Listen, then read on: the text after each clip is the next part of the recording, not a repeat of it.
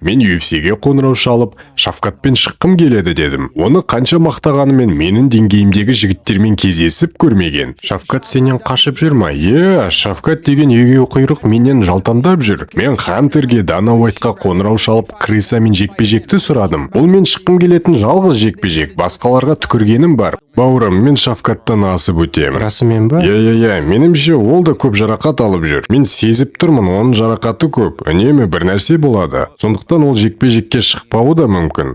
Достар, енді біздің Шавкаттың есімі әр жартылай орта салмақтың жауынгерінің аузында. Солардың арасындағы Колби Ковингтон мен Хоаким Баклидің сөздерін тыңдайтын боламыз. Ал жексенбіде олардың жекпе-жегін көреміз. Біздің телеграм-каналға өтіп, сол жақта толық жекпе-жекті көре аласыздар. Жоғалтып алмас үшін алдын ала тіркеліп кетіңіздер, сілтемесі төменгі жақта. Ал сіздермен сол ID арнасы. Біз бастаймыз. Көптердің қателігі ойлар. Бөлмені допингке қарсы күрес агенттігі тексерді. Мен жайлы ештеңе білмеймін. Шавкаттың ағылшынша тілі де келмейді. Трэш-ток жасайтындай.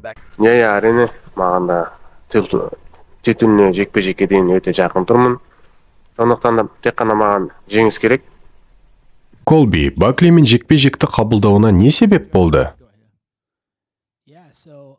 Мен UFC-ге қоңырау шалғанмын. Билал аяғын ауыртып алып, ұшып кеткен кезде. Менімше Пейджер аяғында жарылып, саусағын жарақаттаған секілді. Бұл тым бір түрлі. Билалдан сұраңдар, неменеге Пейджерді аяғының жанында ұстап жүр деп. Сөйтіп ол жекпе-жектен бас тартты. Мен UFC-ге қоңырау шалып, Шавкатпен шыққым келеді дедім. Оны қанша мақтағанымен менің деңгейімдегі жігіттермен кездесіп көрмеген. Элиталық жауынгермен 5 раундтық жекпе-жекте. Сол үшін қуана Шавкатпен төбелесер едім. Бірақ UFC-де басқа жоспар болды. Олар маған, біз басқасын шығарамыз, Колт Енгериді шығарамыз деді. Бірақ ол жекпе-жекті ұйымдастырса, бізге тамптағы Хоаким Баклимен шығатын жауынгер керек деді басты картқа. Білесің бе, оны ешкім танымайды, ол жұлдыз емес. Сондықтан бұл жекпе-жекті сататын ұйымшыл жігітті, яғни мені шақырды. Мен айттым, әрине Хантер Кемпбелл. Бұл компанияға не керек, бәрін істеймін. Жақсы көремін бұл компанияны. Сен айтып кеткенде Гери мен Шавкат өткен аптада төбелесті. Жекпе-жектері жайлы ойында айтсан, және Гери сен жайлы көп нәрсе айтқан еді. Сен ешқашан онымен шықпайсың, қорқасың деп. Сен жауабын бар ма бұған? Ол жай бір әпшубас бұрышта отқан, оның әйелін диетолог аймалап жатқандағы. Ол ондай біртүрлі нәрсе емес. Білмеймін неге адамдар ол жайлы айтпайтын. Бұл өте жиіркенішті. Мачадо деген әйелінің бұрынғы күйеуінің тегі. Соны алды өзіне. Бұл өте біртүрлі. Және мен фишкам ол, ол мен мансабым үшін ештеңке әкелмейді. Менімен шыққың келсе 3 шартқа жауап бер. Комментарийді қос. Әйелін соншалықты танымал болғысы келеді. Шекспирдің сөздерін айтады екен. Біртүрлі енді. Шекспирдің қаншалықты біртүрлі болып, отбасы арасында жатып жүргенін білеміз ғой. Тағы қаншама лас істері бар, мақұл. Егер танымал болғың келсе, видео түсіріп жекпе-жекті сұра менен. Сол кезде ғана мені расымен жеңемін деп сенсең, онда келісемін. Сосын жекпе-жекте жеңілсең, сенің әйелін мен BC атты ойында болады. Және Америкада дауыс беретін аптасын бастаймыз. Ал ол болса жауап бере алмады. Ешқандай шартты орындамады. Сондықтан онымен шығатын ешқандай мән жоқ. Ол жұмыссыз. Айтқым келгені, маған оны ешқашан ұсынбады. Ал менде күш бар ұйымдастыра алатын. Дана Уайтқа барып, Дана, Хантер, мен осы жекпе-жекті қалаймын. Бұл жекпе-жектің мәнісі бар. Адамдар да қалайды деп айта аламын. Сондықтан біз күлдіргі Баклиге қарсы шығамыз, және осы жексенбіде қызық болады. Ал Шавкат жайлы не ойлайсың? Оның геймпланы жайлы әзір енді ол Билал Мұхаммадпен кездесетін секілді. Оның жекпе-жегі жайлы ойың қандай, және Билалмен ода шанс бар ма? Білесің бе, мен жекпе-жектерін қарамадым.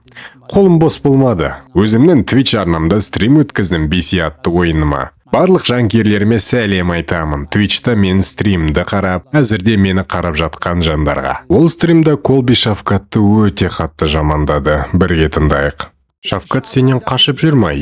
Шавкат деген егеу құйрық менен жалтандап жүр. Мен Хантерге Дана Уайтқа қоңырау шалып крысамен жекпе-жекті сұрадым. Бұл мен шыққым келетін жалғыз жекпе-жек. Басқаларға түкіргенім бар. Бірақ олар екі жеңіліс көрмеген екі әтешті шығарғысы келді. Мен қоңырау шалып егеу құйрықпен UFC 310-да шығам деген сәтте олар маған: "Ей, сен төбелескің келсе, онда тамптағы картты құтқар" деді. Хоакин Баклимен кездес деді. Ол да маған түк әкелмейді. Бірақ ана крысада бір нәрсе бар, айналасында хайп бар, жеңіліс көрмеген соң. Сондықтан бұл жекпе-жекті қаладым, бірақ ештеңе етпейді. Осы жексенбіде Баклидің жеңіс сериясын тоқтатып, қайта белбеу үшін таласқа ораламын. Ал бүгінгі бейнеміз әсеттің арқасында шыққан болатын. Көп алғыс айтамын, барлық арнамыздың дамуына кетеді. Ал егерде сіз келесі бейненің шығуына септік тигізгіңіз келсе, осы нөмірге кез келген қаражатты жіберсеңіздер болады. Алдын ала алғыс айтамын. Оларды жақсы көремін. Менде маңыздырақ жұмыстар бар. Ешкім танымайтын, бұл спортта ештеңкеге жетпеген жігіттердің жекпе-жегін қарағанша, олар мен секілді титулдық жекпе-жек өткізген жоқ. Мен секілді әлем чемпионы болмады. Сондықтан естуімше жекпе-жек бәрін ішім пыстырды. Және Шавкаттың акциясы төмендегенін естідім. Оны әшкереледі. Аты шулап жүрген еді. Оның бүкіл 18-0 аты жоқтармен болды. Сондықтан мен онымен шығамын дедім. Қысқа мерзімде 3 апта қалғанда Хантерге қоңырау шалдым. Бірақ олар маған осы жекпе-жекті ұсынды. Мен бақыттымын. Келіп компания үшін картты сақтап қалғаныма. Мен компанияны сүйемін. Мен үшін абырой осы жақта төбелесу. Біз өткен аптада Шавкат Гери жекпе-жегін көрдік. Өте жақын тартысты болды. Бірақ іш пыстырарлықтай өтті. Мүлде қызықсыз болды ма? Мүлде емес. Себебі бізде екі жеңіліс көрмеген жігіт бар. Біреуі мерзімнен бұрын бәрін жеңді, ал екіншісі снайпер. Және мен екі жігіттің бірі шығып бар күшін салып шайқасады деп күттім. Және біле білсеңдер, жеңіліссіз жүру оңай емес, бірақ біреудің нөлін алу ол нағыз еркектік. Әсіресе ортада титул тұрғанда, сен келесі болуына мүмкіндігің бар. Сен ол жаққа жарқын шайқас көрсетіп шығу керексің, бірақ ешқайсысы оны көрсетпеді. Шавкат пен Гери жекпе-жегінде кімге әсіресе көңілің толмады? Соны нақтырақ айта кетсең. Айтқым келгені, олар бәрін көрсетпеді. Бұл жігіттерде бір-бірін мерзімге дейін аяқтауға мүмкіндіктері болды, білесің бе? Бірақ олар бұны істемеді. Гери болса өте жақын болды. Оны қапқанға ұстап алды. Менімше Гери Шавкаттың денесін треугольникпен ұстап алған еді, қателеспесем. Ол бұл позицияда ештеңке істей алмады. Оған аяққа тұрып стойкада шайқасуы керек болды. Шавкат ол финишер. Бірақ ол үнемі жармасуға тырысты. Клеткаға тақады оны. Сондықтан екі жігітте барын көрсетпеді. Және менімше бұл жанкүйерлерді күйзелендіреді. Әлбетте, бұл үлкен жекпе-жек дивизиондағы. Және Шавкат енді Белалмен шығатын білеміз. Сен осында келіп, енді келесі кездестіретін адам ол. Бауырым, мен Шавкаттан асып өтемін. Расымен ба? Менімше ол да көп жарақат алып жүр. Мен сезіп тұрмын, оның жарақаты көп. Үнемі бір нәрсе болады. Сондықтан ол жекпе-жекке шықпауы да мүмкін. Сондықтан келесі жылы мен және Белал екеуміз қаламыз. Бірақ жарқын жекпе-жек менің атымнан сөйлейді. Мен барып, менің қолымды көтеріңдер деп айта алмаймын ғой. Төрешілер шешіммен жеңсем, белбеу жайлы сөз қозғамаймын. Ал егер нокаутпен жеңсем, братан, маған белбеу беріңдер. Сонда қалай айтасың? Микрофонға айтасың ба оны? Микрофонға жатып алам. Белбеу үшін күресуді сұраймын.